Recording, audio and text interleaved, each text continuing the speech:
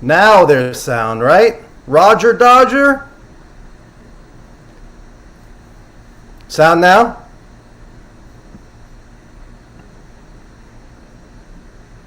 Yeah, I had my mute button on, Catherine. Just let me know there's sound and I will start. Good. Have like an hour before the next lecture, which is Don Schmitt on Roswell. So Mark Sims began talking about his experience in 2012, and so he signed up for a CE5 with Greer, and they had a sighting on the 5th night. I think it was a 6-night event, and a few hours later, went back to his hotel room, and he was meditating, and this being showed up at the end of the bed. And this is what it looked like. I think the original drawing. So the original drawing on the left, and that being was called Teshbar. Hopefully I'm pronouncing it properly. And pencil sketch on the left, computer illustration on the right. And he could tell that it was non-physical. I mean, you could see it, you could see through it. So that was he had no concept of he wasn't a UFO guy. So he said he had no concept of an ET being not being physical. So he wondered, did that UFO that just appeared out of nowhere, he said everybody saw it. I missed that picture. But he said, did it decloak? And then this being, did it come from another dimension? Was it a holographic projection or a light being? And like I said, he was all new to ufology. And he thought maybe, it was like everybody, when you first get into this, he thought maybe it was a highly advanced, technologically advanced being from a civilization and visiting from other planets. And he came here with a starship. That was his mindset. But then this being came up to him and I guess melded with him is the best way to put it. So he had this contact for 13 days. And for 13 days it communicated with him. So I guess it's like channeling, but I mean, I guess there are different ways to call it. Trans-channeling is when you let the being enter. And channeling is just like from some distance where it's telepathic. So I would say this is kind of like trans-channeling. And for 13 days, as far as he knows, nobody in the community, he's never heard of a story where they had 13 days of contact. And it just started telling him how the universe worked. And let me skip this picture for a second, and I will get to his slideshow, and I will put them in order. And like I said, a lot of this stuff, I'm not going to spend too much time, but he went over it in depth. And here's a better picture of that being.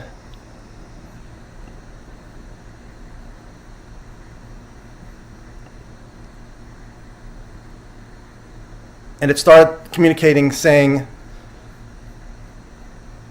what's important is to join together the physical, astral. The astral is the stage. And remember, guys, I've had a background in metaphysics, but some of this stuff, for me, it's not only new, but it's not stuff I would talk about. But people want to hear what went on, so I'm going to share it. Astral stage of development. It's a stage of development of the soul's evolution. In the astral body, that's important. Teshbar claimed to be a celestial being, and that's at the top. And I'll explain that in a second. Non-physical, and he merged with Mark's body. And then the eye represents the Big Bang. And then the pyramid shows the universe getting larger and larger over time. Arrows represent linear time since the Big Bang in one direction. And he equates the creation of the universe, and this is all through Teshbar. So I'm not a big fan of channel material or even trance material, but this is what he received, and he's very passionate about it, and he's sharing it. like I said, it's not the kind of stuff I would be sharing on day one if somebody asked me about the phenomenon, and I probably wouldn't share it on day 100, but I know a lot of people are interested in this, so he shares it and I'll share it. Even though some of this stuff is out there for me. So expanding universe, pure unified consciousness. As it expands, it's cooling down. The leading edges are cooler than...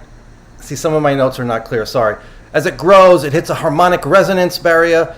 He likened it to the state of a change that matter goes through when it goes from a gas to liquid. This is the formation, the formation of the universe.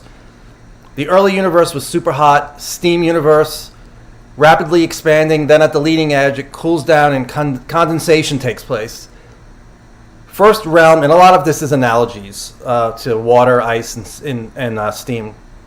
First realm of creation is celestial, and then astral, and then finally, as it expands like water freezes into ice, the last part is the physical, and that's where we have space and time. And he said it's kind of channeled. Him and Teshbar were one. And then he had this chart after all the information was shared with him.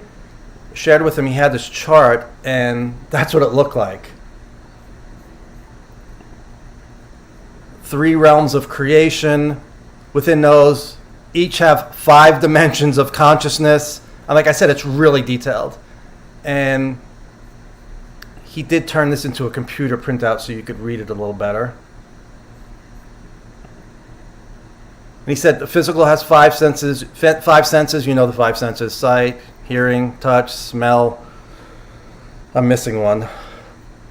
And you need the physical body to have a physical experience. Human being is much more being a human being is much more enriching and dense of an experience of consciousness. Teshbar had access to 5 dimensions of consciousness: omniscience, omnipresence, not like God. If Teshbar wanted to know, here we go, this is real true metaphysics, if you've ever studied metaphysics. If Teshbar wanted to know something in the full universe conscious field, he needed to focus on it, and then he would have access to the Akashic record. Akashic record is something you hear about all the time in metaphysics. Which allegedly, this storehouse of information that exists in the universe has complete record of all space and time. I'll look quickly at any questions.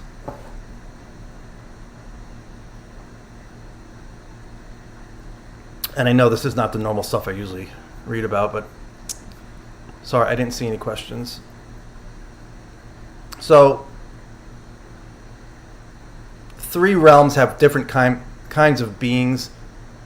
Non-physical is celestial and astral. They can have a physical experience, these beings. Teshbar merged with him and could see through Mark Sims' eyes and experience with what Mark Sims was feeling. And remember, for me, everything is prefaced by allegedly, because this is Mark telling his story. We have gone through thousands and thousands of lifetimes in the animal kingdom. I mean, I've heard that before, but he says 4 different stages. You have to advance to the next micro stage. You need to procreate. That's how you progress. And I'm not sure if it comes up later, but he said you have to be in the animal kingdom for 4 lifetimes. That's, mentions chakras and says, when you're created, you need to be afraid of your prey, otherwise you're going to get eaten. I guess that was part of when we were created, that was put in us. We have physical beings that go from physical dimensions to complex life forms. It's the same way in other parts of the universe. It doesn't have to be human. It could be a praying mantis being. Could be, here's one, could be avian, like a blue avian. He didn't say blue avian, but he said, yeah, there could be birds, like intelligent life. This gives rise to other races on other planets. If you meet the requirements of ascension, and ascension is a loaded word. I mean, I've heard ascension for so long. We were going to ascend when 2012 came. We're going to ascend and disappear. If you've ever read it's a really famous book by James Redfern. I forget what it's called. You guys might remember it. Famous book. Basically you ascend and you disappear. You're not physical anymore. So if you meet the requirements of ascension, you can shed your physical body. You can recall all previous lifetimes, and most recent having the most impact. The most impact is your most recent lifetime. If you adjust, you'll have more recall of past lives, and it's very confusing. Very confusing to have all this information rise in all at once. You'll meet loved ones who have passed on. This is where people with NDEs meet their loved ones in this realm. And those are the ones that tell you, it's not time to die, you got to go back. And the loved ones are there so you don't freak out at your new surroundings. And I know I'm missing details, but there's a lot of details. He talks about soul groups, which I'm not a fan of that, but I've heard of it from when I read Many Lives and Many Masters by Brian Weiss. And there's another book I read, Life Between Lives. I think it was Fisher and Whitten, maybe? Interesting book, talking about how, allegedly planning your life between this life, and it was all done during hypnosis. Just as a reference to hypnosis, there's a book called Life in the 21st Century, Hypnosis, looking at life in the future, and all of those predictions I think we should have all of that should have happened by now, and none of it has happened. So for what it's worth, either the timing is off or it's nonsense. And Astral Stage deals with beings in the next advanced level. The non-physical beings can commune with the celestial beings which are above and occupy a physical body. Some contact cases feature encountering a cold being. They're like robotic. He said it could be like they're taking on that body as an avatar. The real consciousness is somewhere else. And that's why they kind of seem a little cold. That was that's a theory, I guess, of his. And celestial levels deal with beings. Think of it as a cell in the body of God or the universe. Once in the astral level, it's like joining with other beings, like working in concert with other heart cells. Do you guys want to hear this, or do you want me to skip over to some of the other lectures? Because this is really metaphysical based. He said it's a family. He does say. He said archangels exist in the celestial level, I believe, according to Teshbar. He believes Enoch was an archangel. It says UAP phenomenon is in part describing higher dimensional beings manifesting into our reality from a higher dimension. Now that, if you're nuts and bolts, you don't like that. But for somebody like me, I think that's what's going on, at least with some of what we're seeing. Or extraterrestrials, if they're ET, they have that ability to pop in and pop out. Okay, Roger Dodger likes it, so I'll keep going. It says, family tree of beings, it's very complex, it's all one. There was the atomic atom and the Adamic first star and first celestial body. I think I'm almost done, but let me just go through all of his slides so at least you see. So that's the development of the astral body. There are the four lifetimes. So I guess you can be a fly, a frog, a swan, a wolf, and then you get to be human. Those are the four. Arthropods, amphibians, birds, mammals, humans. And you're supposed to, as a fly, procreate. Frogs, procreate. Swan, mate and raise your young. Wolf, mate and raise your young. And then our big goal as humans, master unconditional love. The three realms of creation. I'll have you look at that because I think I passed my notes on that or did not take detailed notes on that. And everything flows from the top. It says there was the Adamic atom and the Adamic first star and first celestial body. Linear time, we experience time goes in one direction. Imaginary time is on consciousness side. Can go back in time via the Akashic record and grab information from any time. Focus on the future. We can focus on the future and increase. This is something I've studied with manifesting. With one of my favorite manifesting authors is Mitch Horowitz. I love the guy. I mean, as far as conservative manifesting books, he is the guy. So he says, if you focus on the future, you can increase probability of manifesting that future reality. And if we work together doing that, we can increase the probability of a future outcome.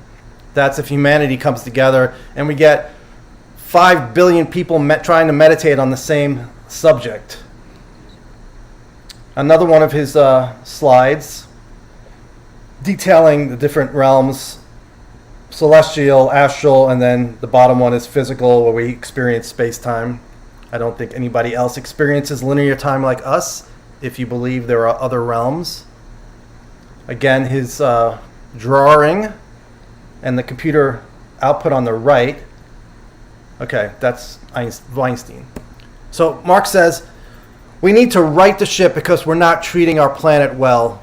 We have the help of our astral and ET friends who are watching and cheering us. They are clapping. But we need to reach out to them before they will help. And if you listen to anything at the Farsight Institute, the remote viewing, they say the same thing. They say whatever beings are here that want to help, they're not going to help unless we reach out as a species. And Marx says we need to do it as a human family and offer our hand in friendship. Hopefully they'll assist us. So let me go to Eric next. And here's his first slide. Great way to start. It's pretty funny. I hate UFOs. I'm not going to release other people's slides. But, well, I shouldn't say that. It was part of the lecture, and I'm allowed to transcribe, so I will probably put, on the ones that I do transcribe, and I'm not going to transcribe everything, on the lectures I transcribe, I will. Yeah, I'll put the slides, and you need the slides. You got to have the slides. So he starts out, his credentials. He hates UFOs. No background in this field, and I'll let you guys read that while I read some of my notes. He goes, I find it a little bit unusual because, in fact, I'm known as somebody who does not want to talk about UFOs, and that was true until earlier this year. I really disliked the subject entirely, and then he talks about the Nothing Burger UFO report that came out on June 25th. And he says right now, I hate UFOs. I don't go out and look for UFOs. And up until early this year, he was a staunch UFO disbeliever, beyond a skeptic. And he says, I simply removed myself, and I'm going to read the slide. I don't have this in my notes. I simply removed myself from any conversation about UFOs or would attempt to shut down as if it were about astral projection, reincarnation, spoon bending, or astrology. It's interesting. He lumped all of those together. And it's huge. I mean, people don't understand. I mean, we'll get to his panel, but he did eventually start repeating one specific point, which was a little annoying to me because I have some sort of answer that they weren't discussing. But the fact that somebody like him is interested in this, and you could tell, it's just he's just a brilliant thinker. He thinks like I don't think. I can't think like that. Well, maybe I can learn, but hopefully one day you get to hear him talk about this stuff because it was a different experience than what I'm used to hearing at a UFO conference. I mean, there are some thinkers. I mean, Richard Dolan, but Weinstein is it's a different experience listening to somebody who never had an interest in UFOs. He says, can we escape? Oh, he says, right now we're living in an incredibly dangerous place in the world, as we all know. If you look out the door, what's going on? There's people that have always thought the world was ending, but right now it seems extra dicey. Can we escape our fate on Earth by going beyond the solar system? And if we can, that means others can visit. If we can get out of the solar system and visit, that means others can come here. And he said he had many old questions. What was the golden age of general relativity all about, and what caused it? Why were many good researchers on the periphery of UFO anti-gravity research in the 40s and 70s? Tyler Rogoway has done an article on that. All of these companies researched anti-gravity. They got very close, and Nick Cook has written about this, and all of a sudden, everything went black. And Ross Coulthard talks about just one woman from China that Dave Beatty told me about a long time ago. Lynn, I forget her name. But yeah, she was involved in that, and then she disappeared, and I believe she's working in China now, according to Ross. And he says, I also had a big question. Could we escape our fate on Earth by going beyond the solar system using a final theory of physics? And if we can, is anyone else already here visiting? And how do we get... It's hard to get around the universe if you're constrained by Einsteinian physics. So, the Fermi Paradox. Fermi Paradox is basically, if there are all these life intelligences out there, why haven't they visited us? That's the question. And, of course, we all think they have visited us, at least one. And he talks about this place, North Sentinel Island, and they had the people who live there have... This is interesting, this analogy. He says the people who live there, they've not been contacted. They're left to be alone. They're very... I'm trying to think of the word. They have no technology. And if you get close to them, they'll fire their weapons. And India has left them alone for the most part. They leave them alone. But, what would happen if those islanders all of a sudden figured out, how to what is it with nuclear, the atom? They figured out nuclear energy, nuclear fission, fusion. If the islanders figured that out, would India still avoid them? Would they just let them do what they're going to do? And he's making the analogy, we've heard about. We started getting all this activity when we started testing our nukes, and that's when you saw a lot more activity. There was activity in the 30s, you hear stories, but it seemed an uptick once we figured out nuclear energy, and we had nukes, and we were testing all that, and then they became apparently they became more interested. So, it was an interesting analogy to see, if these islanders had, became technologically advanced, would India protect, jump in and put an end to that, or at least show a bigger presence to try to guide them in a different direction, like supposedly these beings are doing with us, if some people have that theory. And how far behind us would they really be? How long would it take them if all of a sudden they advance technologically? How far and how long would it take them to catch up to us? Is that what happened with E.T.? That's my theory. I don't think he said that. Now he goes into the golden age of relativity and gravity, and I need to look those people up. I will not focus on this right now. But he goes into the UAP report. He said he thought the report was astounding. Didn't get a sense it was a unified voice. So he thought whoever was writing the UAP report, it came from different factions, and likely there was not an agreement about what type, any type of disclosure. One group of authors appears to favor public disclosure, but that may be the weaker group, which is interesting. A second group appears to want to limit disclosure and may currently be more powerful, but waning in ability. That's exactly what we want to hear, and we've heard that from Lue. He said the old guard is dying out, not literally, but he goes, they're losing their power, and if that's happening, that's a really good thing for us. They're losing their ability to control the narrative. Their emphasis have shifted from total denial to now they're just not in denial, but now they're avoiding anything before 2004 or pre-2000, 2009, 19, somewhere in there. They're not going back to Roswell, and he pointed that out. And he said they hide the most important things by not making a big deal about it. So, and it's something that jumped out to a few of us. I'm not sure if somebody pointed it out to me or I noticed it. Probably somebody pointed it out to me because I probably missed it too. But signature management, they're trying to hide. They're adjusting things. It could be, cloaking or something else. what's interesting is Bob Fish talked about these UFOs going in and out of the water on the east coast off of Florida, and they know that signal, so they're not even attempting, to manage their signature. They're going in and out. We know about them, according to Fish, but we just leave them alone. So he knows somebody who read the report 2 times, and they didn't even pick up on the signature management. So he thinks that was the way it was written. It was intended to hide things in there so it doesn't jump out. And then he talks about different categories in the report.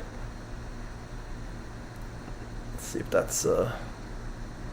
So yeah, the categories: airborne clutter, atmospheric phenomena, U.S. government or industry, foreign government or industry, and other. And he doesn't think... One second, he goes... He thinks there are probably multiple types of UAP if and when individual UAP incidents are resolved. And this report means these encounters are unresolved. He goes, other to him does not mean it's unresolved. Yeah, so in the report, these reports, if they label it other, he does not think it's unresolved. In other words, they think they're not guessing, they're not saying, well, we don't know what it is. Well, they do. They've ruled out everything and they've labeled it other.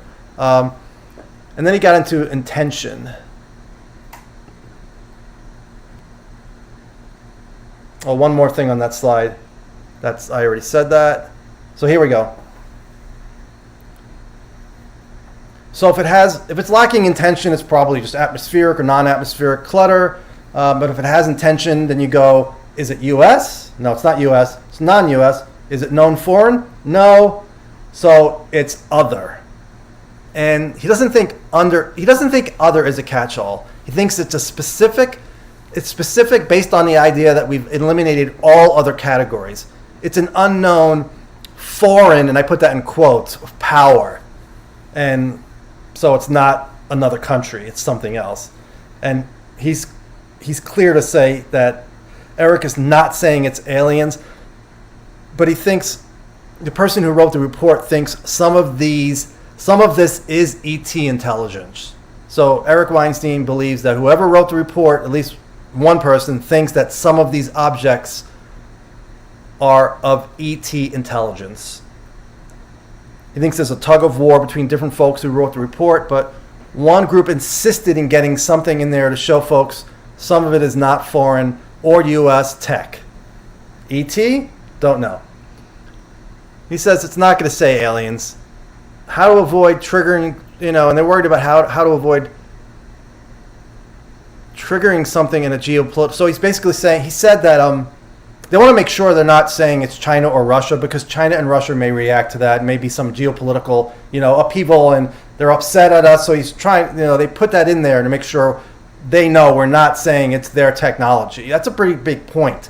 He's saying they're telling you it's not Russia, it's not China, it's something else. So Russia and China, don't be mad at us. We're not talking to you, and don't ask me about... I'm sure there are people that would say, you don't know what you're talking about, foreign, political, all that stuff. But I'm just saying what he said. He said 400% sure it's not a foreign power. That's him. He puts a tremendous amount of emphasis on other. So this is what I just said. It comes across, and I'm not sure if he said this. I'll have to do the transcript. Once again, he said the report puts a tremendous amount of emphasis on other and makes sure we don't start something with China or Russia. So they're clear about that. And he says, not going back to 2004. And no, we'll get to that in a second. He goes, not going back to 2004 doesn't pass the laugh test. He goes, it's preposterous to start it there. He goes, one set of report authors wanted it like that. It would show if you did go beyond 2004, he says it would show the government made people look foolish, destroyed their careers. So they did not go back before 2004. And in his opinion, that's why they didn't do that. And he is frustrated because classified videos have been ignored. He wants to see the good stuff. This report would not have been issued if we didn't have much, much better data. That's Eric saying that. That's interesting. You know, he's gone from a total, basically extreme skeptic to saying this report wouldn't have been written or issued if they didn't have much better data. And the UAP appears to possess advanced technology. Let's see if we're up this next one yet. I think I read that already.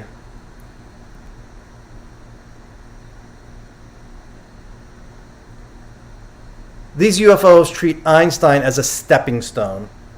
And this is him saying this.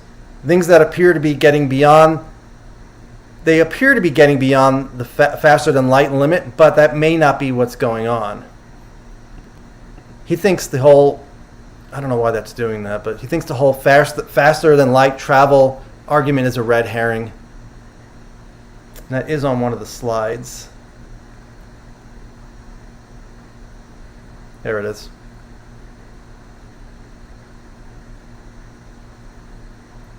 He worries about getting us off this planet, you know, at the level of physics we understand right now. But that means, it does mean others could be coming here, other dimensions. He thinks somebody might be able to hack dimensions. We can't. Eric Davis talks about how he thinks they're coming from another dimension, whether extraterrestrial or not. They're coming from somewhere, and Eric Davis thinks they're using other dimensions. We're obviously at a technological disadvantage. And that's his dimensional hacking slide. Talking about multiple temporal dimensions. In all higher numbers of temporal dimensions, there are whirlpools, orientations of time that replace the arrow of time peculiar to our single known temporal dimension. And this stuff is above my head, but that's his slide there. And then he talks about the Voyager golden record we sent out into space. And he said the people who sent out those records were not worried that, you know, that they would hear us and then visit. And then one of the more interesting things he said was he spoke to Sam Harris, who thought if there were ETs visiting, they'd be tens of thousands of years beyond us. Eric Weinstein does not agree. He said, we've made amazing progress in short periods of time on this earth. So how close are we now to understanding all of the rules? Well, we have no idea how close we are. We could be really close.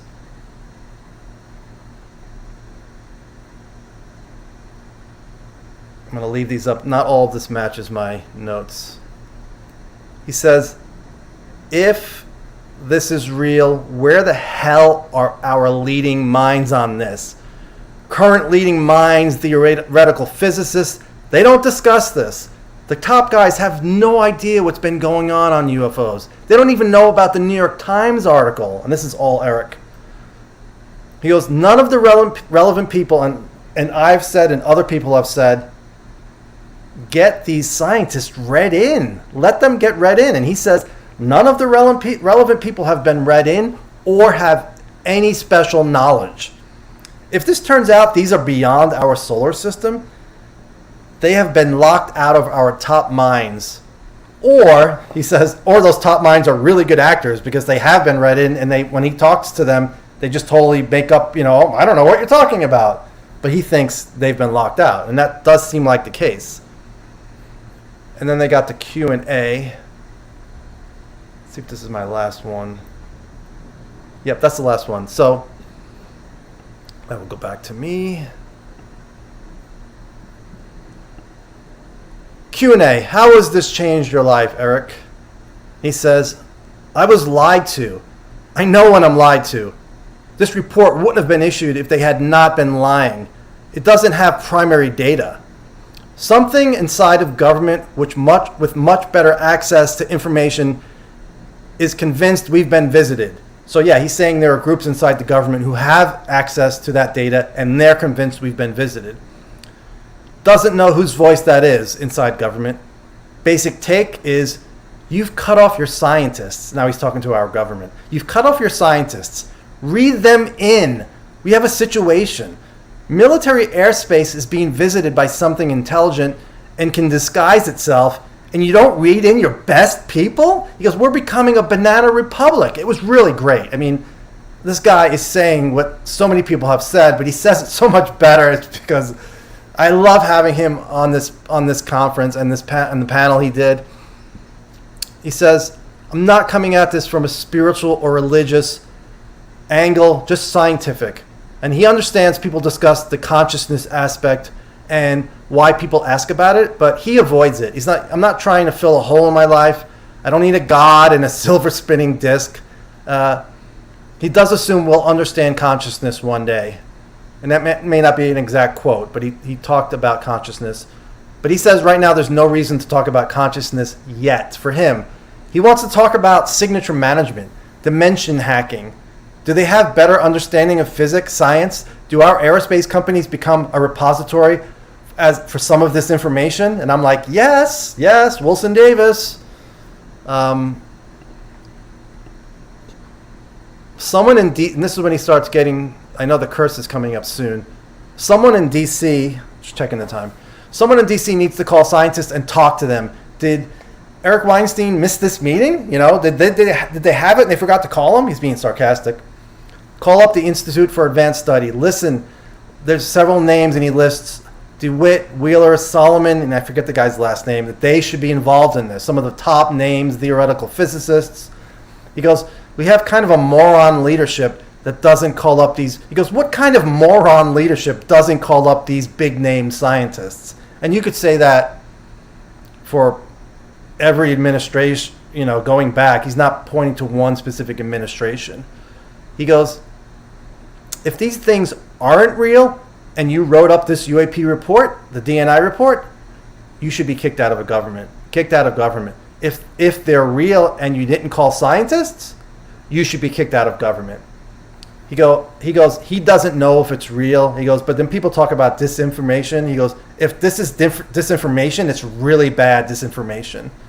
And then he talks about the Go Fast, how it's weak data. And I do agree. We hear about a 23-minute video. As much as excited we were to see the Tic Tac and Go Fast and Gimbal, it's, to get scientists read in, they need to see the good stuff. He goes, we've become the Keystone Cops. And I'm going to curse because I want to read exactly how he said it. He goes, read the physicists into the program or shut the fuck up. It was great. It's almost like when Danny Sheehan used the F word. He goes, it's really frustrating. Why are scientists not present in this? You've denied them access to the data. He's worried about the arrow of time and intertemporal travel. And then, I don't know if that was a question, and then somebody says, do you know about Nassim Haramein? And that's a physicist. He did not. So before I go on, just go questions quick. Anything before I go on to Whitley? Yeah, well, Alpine, I will get to that panel in a second. I haven't gotten there yet. Panel was interesting. It was a little frustrating because there's some interesting information that, they didn't tell him. Call me up, Eric, or read the transcript. Eric Davis talks about how he got that information. It's not me. I just transcribed it. Whitley, aliens? We don't know. Who are we is more important than who they are. I kind of agree with that. Who the hell are we as humans? What are we capable of? These entities used to be part of folklore. Jacques Vallée has talked about that with fairies. And he goes, but then they entered again in the atomic age. Humans and the planets and visitors, part of which he believes is alien, will decide if we continue on this planet. In the early days, it was limited as far as what people thought they were from. Although in the 50s, they had the paraphysical idea where they were coming from another dimension. I don't think they used dimension back then, but, early on they said, are they coming from Venus, Mars?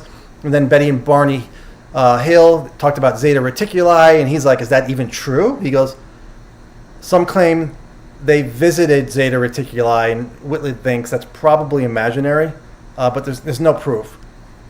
Someone is here from somewhere else. That's the basics of what he believes. He has some of the material, I believe it's part of Art's Parts that Linda Moulton Howe sold it to the stars. He mentions Jacques Vallée and the work of Vallée and Nolan, Gary Nolan, and the materials and the unknown isotopic ratios, which we will hopefully hear about soon. Talks about various religions and how they already integrate these entities into their belief system. Islam has the jinn, it's been around a very long time. Indigenous culture has integrated the entities into their cultures. In Pine Ridge, he spent some time on the Lakota reservation in 2019. It was a private event. UFO showed up, hung over the ceremony, then moved off to the sweat lodge and hung over that. Tried to see if it was a drone or balloon. He just did some research, but he didn't think it was either. So someone was making it known that they had an interest in their spiritual ceremony. They were doing a sun dance, and he didn't get into it. It was about showing women that men could appreciate the pain they go through with childbirth. And don't quote me on that. He says danger of integrated past beliefs into current contact may distort it. So yeah, our previous beliefs may mix into what we think these beings are. These must be the jinn. But are they? He says many entities in Hinduism that may be related to what we're dealing with now, but we need to be careful. Be careful seeing it through a negative lens. His wife passed away 2015, or sort of passed away. He says they're still together and sharing one body. He wears both wedding rings. And he mentions how Cardinal Monsignor Balducci, and the Pope thought, and Balducci didn't think this, I don't think, but the Pope thought these visitors were demons. And Whitley's like, why not angels?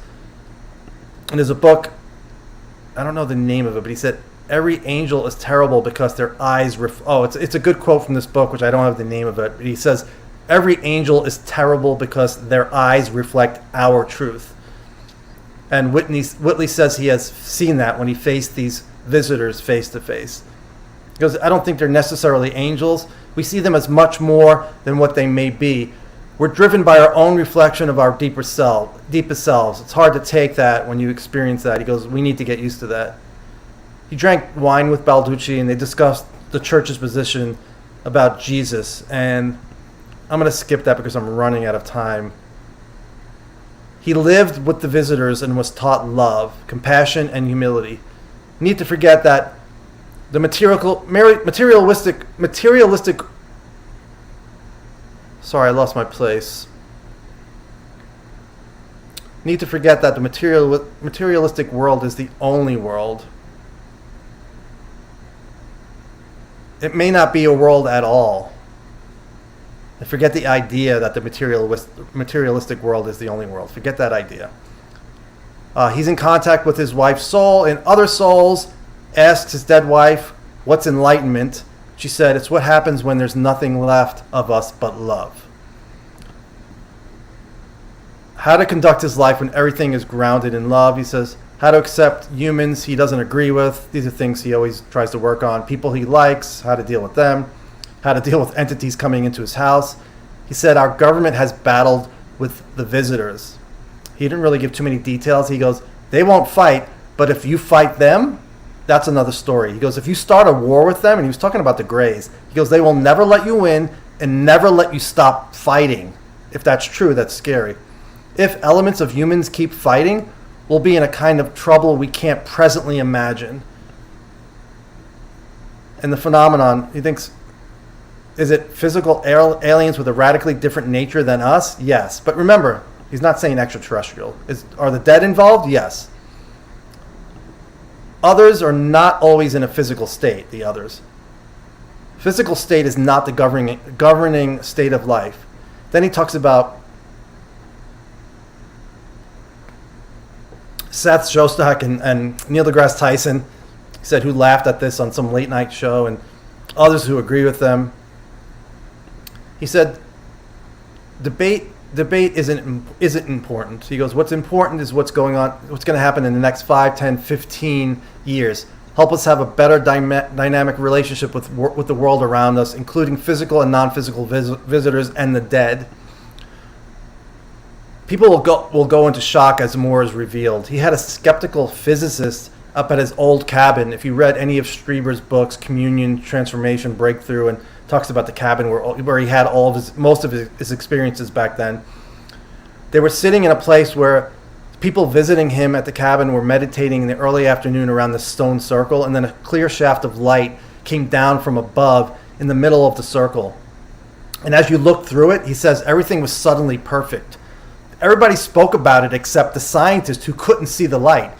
And he had a headache after. And Whitley believes that was his brain fighting that image away. If he saw that beam of light and the wonderful, I don't know if the colors were brilliant, but it looked amazing as you saw it. If that scientist had seen that light, his entire worldview would have collapsed. He goes, we have to help people like that. That's why Eric Weinstein is so important. That's me talking. That's not Whitley. Same thing. We have to help new people who are just getting into this. He goes, except for a small amount of humans on Earth, we are now almost completely soul blind. We need to move through time and gather experience.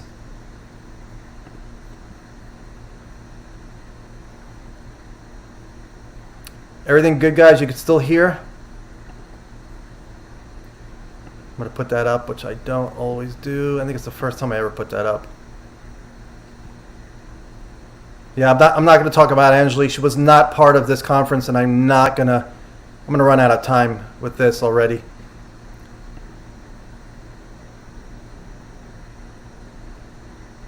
As we move forward in contact, we need to learn how to step back. Many ways to do that. And he said it would take 6 hours to explain. The Path is a book of his. It's based on the Tarot of Marseille. In France, I'm saying it wrong. Intellectual and scientific communities contain our best minds, and they're in denial on the biggest story in our history. Talks more about the Shroud, which I'm not going to get into, and there are other books that disagree about the Shroud. I know there's controversy on the Shroud of Turin and the image of Jesus. Aliens may not be that far ahead of us. We need to deal with them on equal terms. Start with that. Humans have value. And there's some other things, but I really need to get going to the panel. Whitley said more than I thought. I'll close the Whitley part with this. He goes, he had an experience with the visitors years ago at dawn. He went outside to be with them. It was at his cabin in February. Put his slippers and robe on, went outside. He thought he would go for a ride in their UFO. That didn't happen. He saw their craft and figures next to the craft and a voice in his head that said, he goes, we could do that now, voices in the head, using microwaves. I don't know how they do it, but he goes, the voice, it was almost like he had headphones on, and the voice said, come on, come on. He said it was a tough voice. And he goes, I'm thinking to myself, if I go down there, I may not come back. I have my wife and kid in the cabin. I couldn't risk it. So he went back.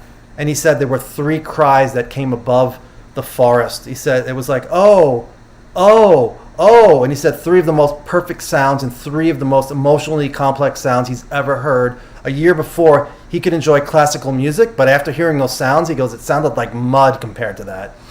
It was something different than what we experience in this world. Here's another one, last one. We went on a walk with a gray. He said he went on a walk with a gray in 1998 in Texas, living in a condo. He awakened, and they were there. Walked through the streets. He was inside this being's gestalt, so he could feel what the being was experiencing and feeling as they were walking.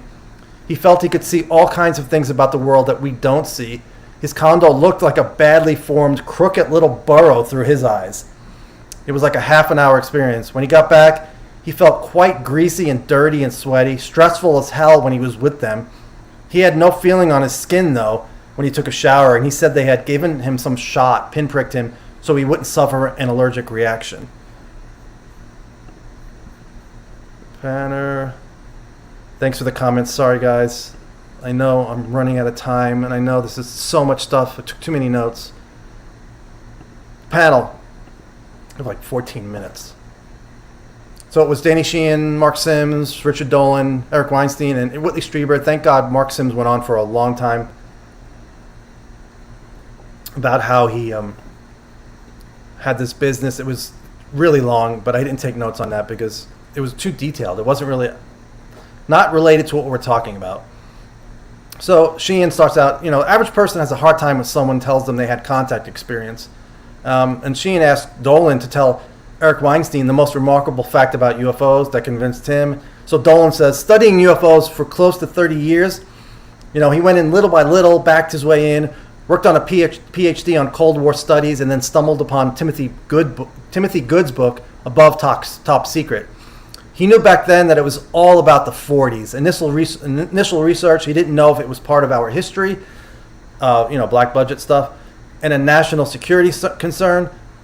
Was it ever resolved? These were Dolan's thoughts early on. He figured he would figure out the entire thing in 2 to 3 months. That's kind of like me when I got into this in '96. I thought it would all be resolved by 2000. I'm like, yeah, I was only off by 24 years. He tries to stay conservative, and he's talking to Eric at this point. He's confident there's an overwhelming amount of government declassified documents that describe this UFO phenomenon over nukes, Air Force Base, Army base, objects described by military or pilots. And then he talks about the Twining memo. This is a real phenomenon, not visionary or fictitious. It's real, disc-shaped. Is it German or Russian? Doesn't look like it. So it doesn't look like it's ours or an adversary, but it's technological. And this is Dolan talking to Eric. They seem to have abilities to manipulate space and time that we don't understand. Cannot prove it's alien. It's very difficult. So Eric says he crossed over from a disbeliever to being open to explore it. And then Dolan says, some of this is black budget, some of this advanced tech. And he mentions a Ben Rich comment, but he goes, it's not the explanation, since we had UFOs in the 40s. So, on multiple sensors, traveling multiple thousand miles per hour, lots of documents. Some folks believe they've had encounters with non-humans. I was getting a little nervous. I didn't know how Eric would react to that. Dolan goes, his best guess is they come from another planet. Humans are interesting to study. Are they? I mean, that's Dolan saying, maybe we're interesting to study. Maybe they're checking us out. So Eric says he knows Danny Sheehan because of the way he kept the government in check over the years. And he talks about, I know the government lies and destroys lives, and the government has data that I can't see. So the government, he says, he's speaking to them, he said, you've made contradictory claims. Were you lying back then? Are you lying now? He goes, are they trying to fool the Russians into thinking we're in contact with ETs? And that's, when I talk about crash retrievals and Eric Davis, I'm like, is it possible that whole crash retrieval program is us trying to make the Russians think we have some technology? It's possible, but they talked about that back in the early 50s, that when, 4 years after Roswell came out, 4 or so years. I don't think that's what's going on. You can't totally rule it out, but... So he said, it's funny, he says, I consider astrology and spoon bending, but he goes, and I don't know exactly what he meant by that. Early on, he said he kind of grouped them all together with UFOs, but he says, you don't limit your scientists by holding back data. How's the government releasing the report but not the data? Kind of like reminds me of Poltergeist. How do you move the cemetery but you leave the bodies? If anybody saw Poltergeist. He goes, works of physics. Let me get back to that. All right. Works of physics and differential geometric mathematics is a small world.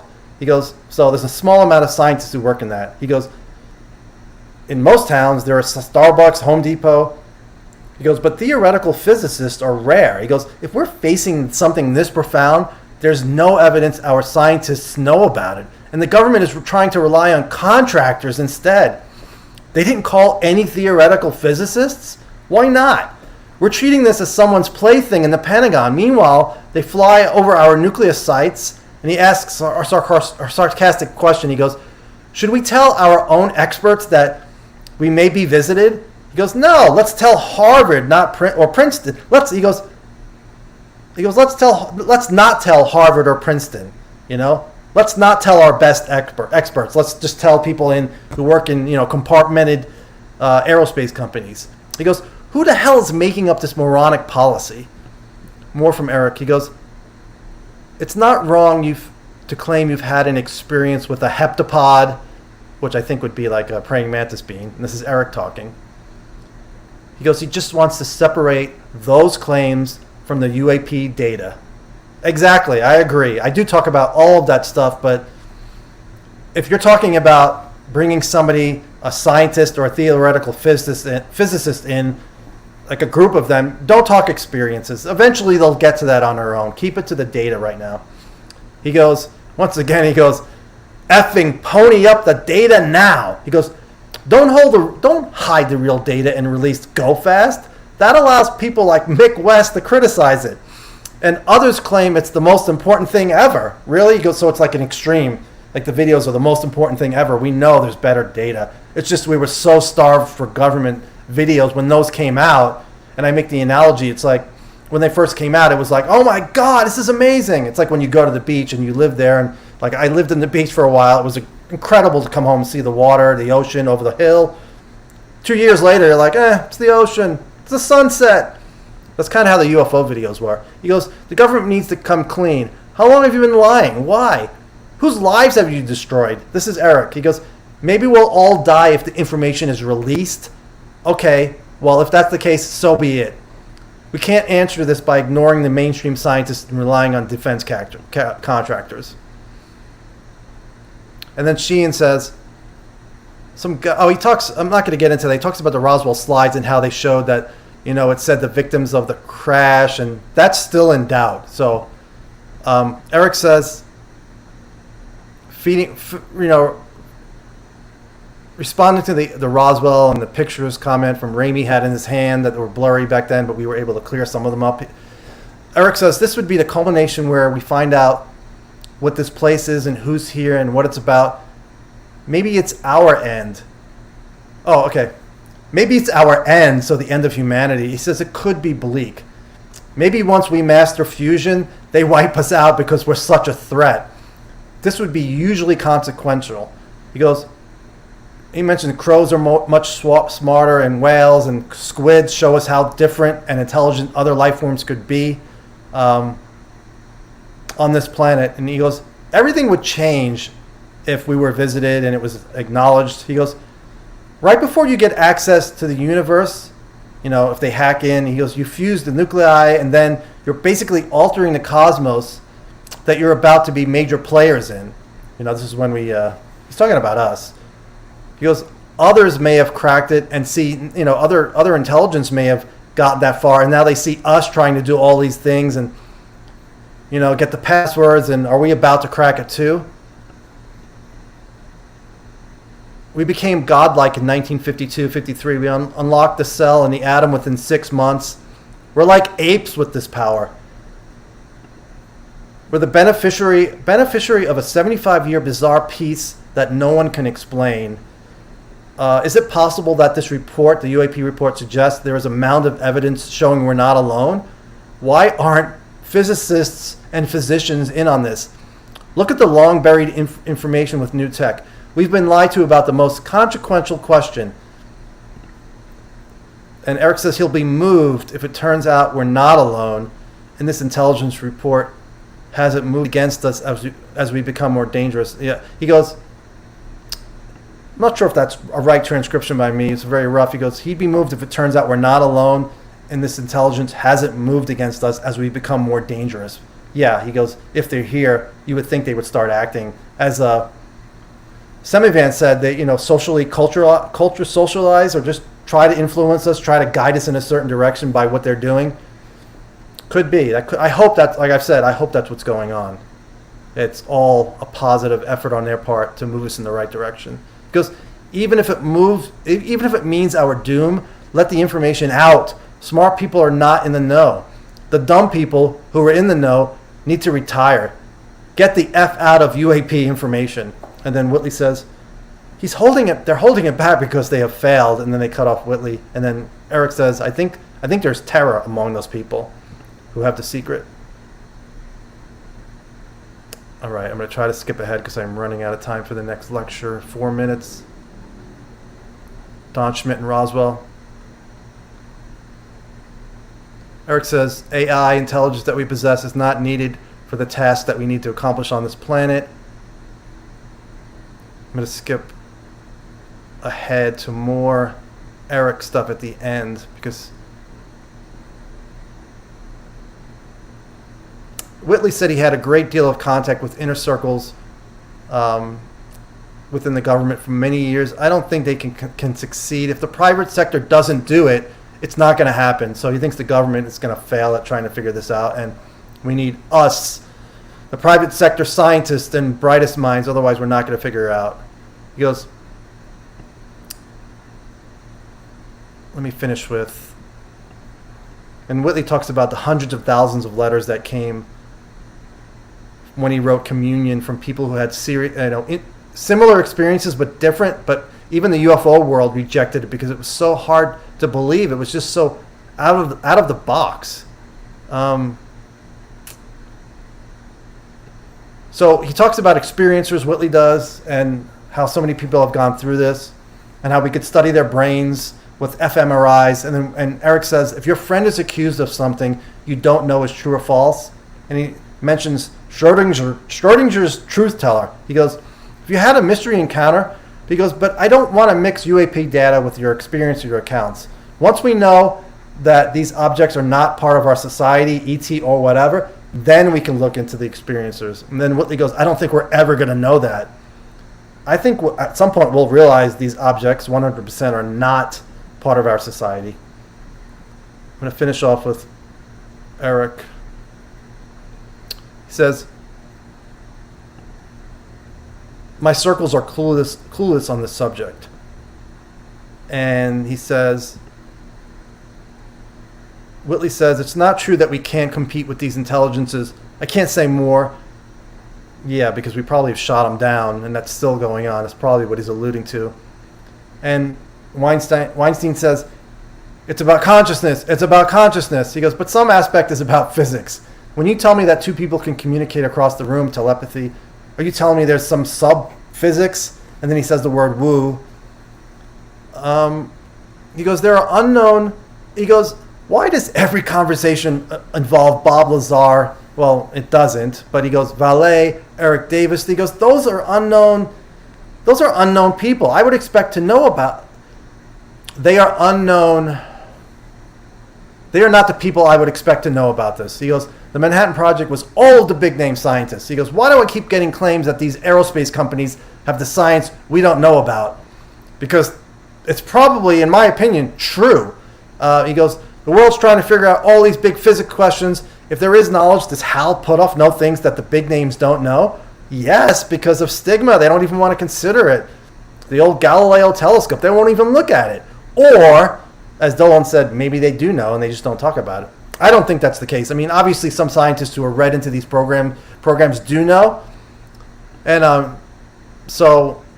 but the big names are just pretending they don't know? I don't think so.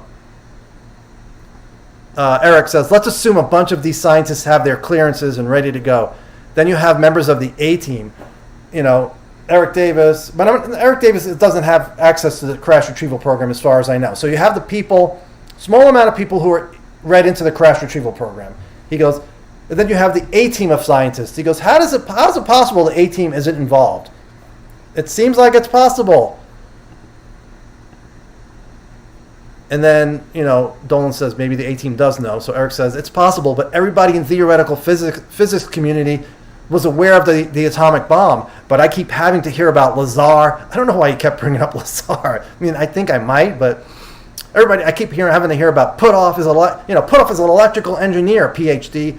Lazar, Caltech, a world filled with cell phones, and we're not even capturing good evidence of this phenomenon. I spoke to Brandon Fugel, a reasonable guy, who then tells me something that rocks my world. And we're having a dinner, and I asked the other people about the dinner, and they're like, it was a boring dinner, same things, same old. And Eric's like, are you aware that someone claimed an encounter with a spaceship on a mesa?